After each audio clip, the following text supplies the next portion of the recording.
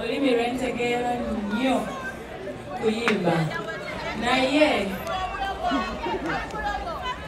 bananga thank you for loving Nina wange nze nsuubira mulwawo okulaba abayimbi abakyala nga beegasse right si bwekiri ate kambabule tebabalimba babawo ensonga abayimbi bawano muli bangi amaze kambyogere abayimbi bawano tebeeyagaliza temukimanyi oli waba wakabi mbw ate simanyi biki you can't be friends or whatever you cannot be friends. I mean there is space for everybody to shine okitegeera ate abeefula abalungi beebabye nnyo omubimbuuza sijja kwogerako naye nze Nina mwagala genuinely. I know you rarely see me on functions of female artists, yeah? I'm here because I'm here for a real one. Nina is a real one.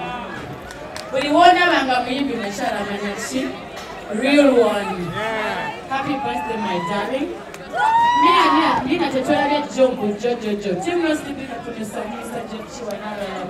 You know what? I met Nina from Tim knows laughters laughters. That's where I met Nina. Nina was a diehard of summer artists. And I just loved Nina's vibe. I thought Nina was a real one. Nina got feel like Nina and you know when she began singing and she's here shining, I have to be happy for her. I mean, she's worked for this and she had a dream and she's here. I love you too. So happy birthday, my dear. You know I love you, right?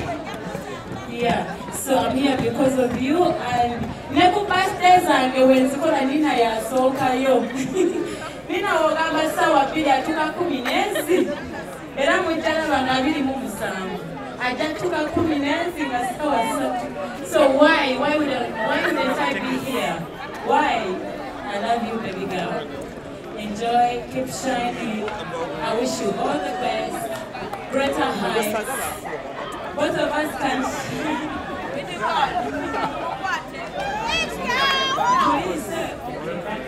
You know we are July babies. Yes, we are both July babies and I'm here. The other week is mine, so I know Nina was going to be there. I'm so happy. You're always the first one. You are Lydia Abayimbi.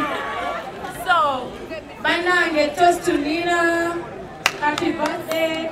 I genuinely love you. Omanya abantu tebeyagala babalaga ku social media. Ne tebeyagala munda. I genuinely love you and I wish you the best. God bless you. Thank you so much.